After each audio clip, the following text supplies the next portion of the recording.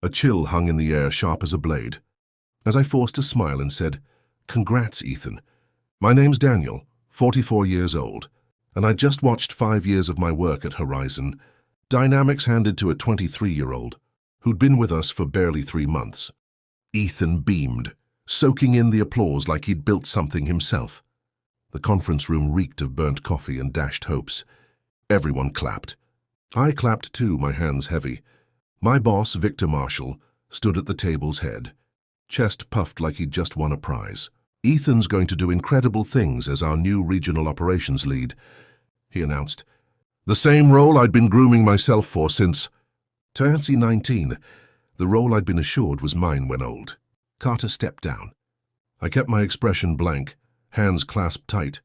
A cold weight settled in my gut, where ambition used to burn. Ethan was Victor's nephew. Everyone knew it. No one said it. Fresh out of college, degree still crisp, Ethan carried the kind of confidence that comes from never having to prove yourself. For 3 months, he'd shadowed me, watching me juggle supplier contracts, streamline logistics, and fix equipment breakdowns across 3 states. Now he was my boss. "Daniel's been crucial in getting Ethan up to speed," Victor added like that softened the blow. "Like 5 years of flawless reviews and endless overtime were just prep work for someone else's victory lap," I nodded. "Glad to help," I said, my voice steady. The meeting wrapped. Colleagues swarmed Ethan with handshakes and praise. I gathered my notebook, moving deliberately, my thoughts razor sharp, like waking from a dream and finally seeing the truth. Victor caught my arm at the door. "Daniel, hang back a sec." Alone in the room, he loosened his tie, attempting a look of empathy. "I know this might sting," he said, "but Ethan brings new ideas, fresh energy." "Sure," I replied, my tone flat. "You get it, right? It's not personal." I studied him for a long moment. Victor, 52, carried extra weight around his middle, his thinning hair carefully combed over. He'd slid into his role when his uncle retired. The irony wasn't subtle. "I understand completely," I said. He exhaled, relieved. "Good. I knew you'd handle this like a pro. That's why you're so valuable. Valuable. Not valuable enough for the promotion I'd earned, but enough to train his nephew and smile through it." Back at my desk, the office hummed, phones ringing, keyboards clacking, problems being solved. I opened my laptop, stared at the screen for a minute, then started typing. I joined Horizon Dynamics in March 2019. Fresh off a divorce, craving a new foundation. Industrial equipment distribution wasn't glamorous, but it paid well and felt stable. Victor hired me himself, his handshake firm, promising opportunity. "We're expanding fast," he'd said during my interview. "Plenty of room to climb for the right person." I became that person. Worked weekends when shipments stalled, stayed late for client crises, built supplier trust from Denver to Dallas. My reviews were impeccable. Victor always grinned, hinting at bigger things. "Your leadership material, Daniel," he'd say. "Just be patient." Patience was my strength. My daughter, Lily, 16, stayed with me every other weekend. She'd catch me at the kitchen table, laptop glowing, answering emails on Sundays. "Dad, it's the weekend," she'd say, exasperated. "Just tying up loose ends," I'd reply. "Building something solid." She'd roll her eyes, but got it. Her mom's new husband, a lawyer with predictable hours, coached soccer. I was the dad who worked late but never missed her recitals and always sent birthday cash on time. The first hint of trouble came 6 months ago when Victor mentioned his nephew joining the company. "Bright kid," he said. "Just graduated from Arizona State. Business major." I nodded, unbothered. New grads started low, learned the ropes. But Ethan didn't start low. He landed an office near Victor's, titled Operations Coordinator, with a salary I could only imagine. Victor paraded him around like a prodigy. "Ethan's here to study our systems," he announced. Ethan studied by joining my client calls, scribbling notes as I explained supplier deals, asking questions that betrayed his inexperience. But he was eager, polite, saying, "Yes, sir," like he'd been raised well. I trained him because that's what you do. You help the rookie, even when his last name is Marshall and his uncle signs your checks, even when you sense where it's all headed. The truth hit 3 weeks ago. Overheard in a conversation I wasn't meant to catch. I'd stayed late, finishing quarterly reports.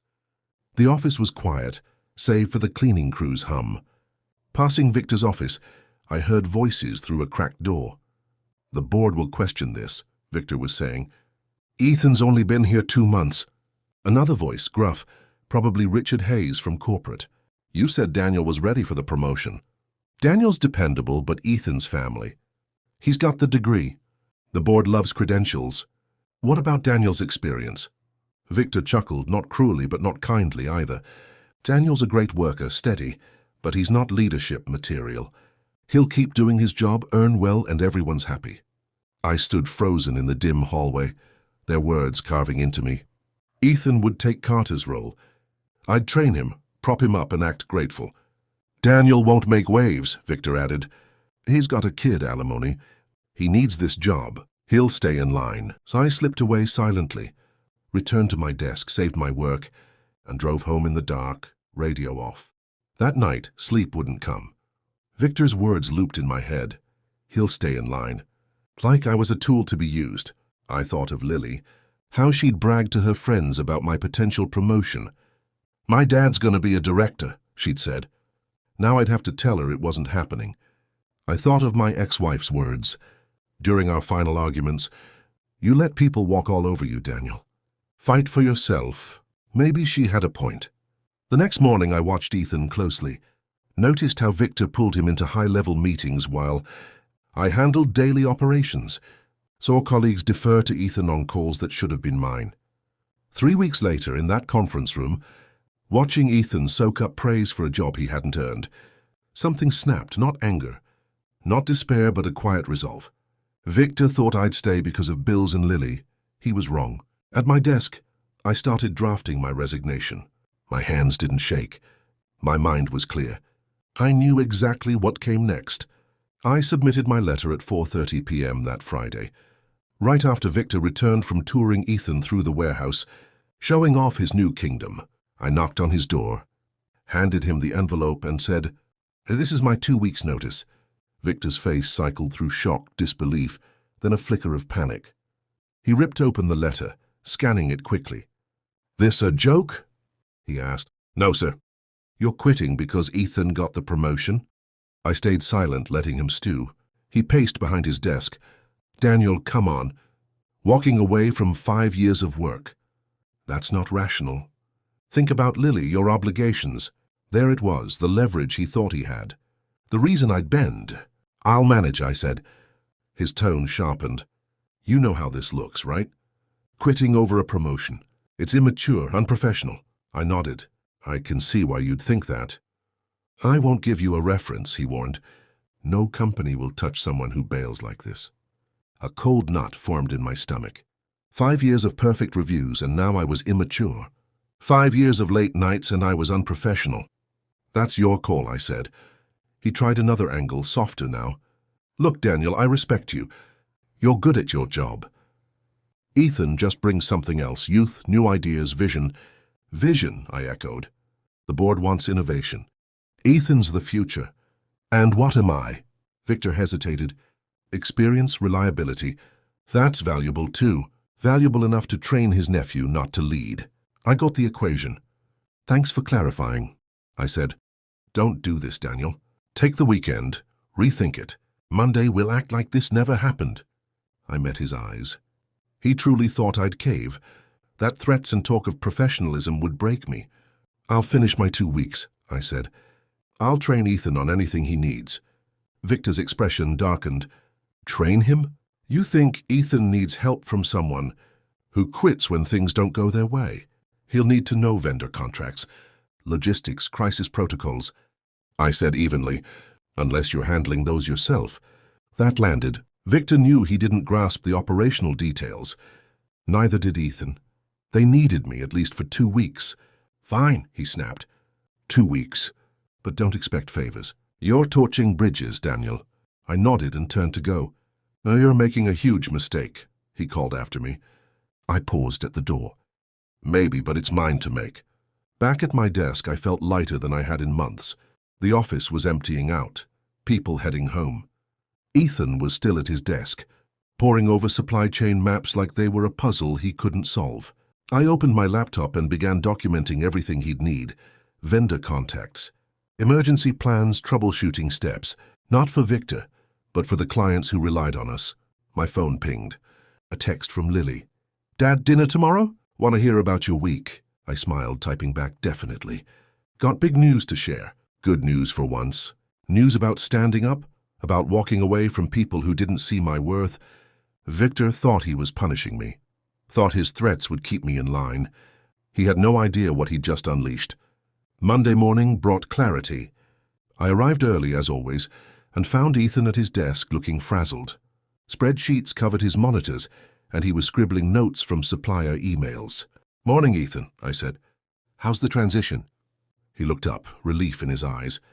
"Daniel, thank God I've been here since 5:30, trying to sort out the Apex Systems account. Their supply chain manager says they'll pull their contract if we don't fix a shipping delay by noon. Apex Systems, our top client, ordering $2.5 million in machinery parts yearly. I'd managed their account for 4 years. "What's the issue?" I asked. "Something about delayed steel fittings from our Phoenix supplier, but I can't pin down which one, and their emails are a mess." I glanced at his screen. He had Apex's email open, but was digging through unrelated contracts. He was in over his head. "Did Victor brief you on Apex?" I asked. "He said you'd handle the handover, but then he mentioned your situation, and I figured I'd take initiative." My situation? I spent 3 hours guiding Ethan through Apex's account, explaining their tight delivery schedules, showing him the secondary supplier network I'd built, clarifying why a small delay could spiral. "This is insane," Ethan said as we resolved the crisis. "How do you track all this?" "Experience," I said. "And good notes. Can you show me your note system?" That's when it hit me. Victor hadn't just fast-tracked Ethan. He'd thrown him into a role he didn't understand. Ethan wasn't lazy. He was just unprepared for the job's complexity. Over lunch, I made calls to my network. Word spreads fast in logistics, and people were already buzzing about Horizon's shakeup. Some worried about stability. Others sniffed opportunity. "Daniel," said Karen Alvarez, "Apex's supply chain manager, I heard about management changes. Tell me you're still on our account." "For 2 weeks," I said. "Then Ethan Marshall takes over." A pause. "Marshall, as in Victor's nephew?" "Christ, Daniel. That kid called me this morning asking questions that didn't even make sense. I thought he was a trainee, not replacing you." "He's eager," I offered. "I don't have time to babysit Horizon's management. We've got deadlines. If you can't deliver, we'll go elsewhere." That sentiment echoed across 4 major clients that day. By evening, I saw the future. Ethan would flounder. Clients would bolt.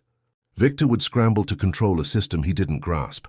Horizon's regional division would hemorrhage within 6 months.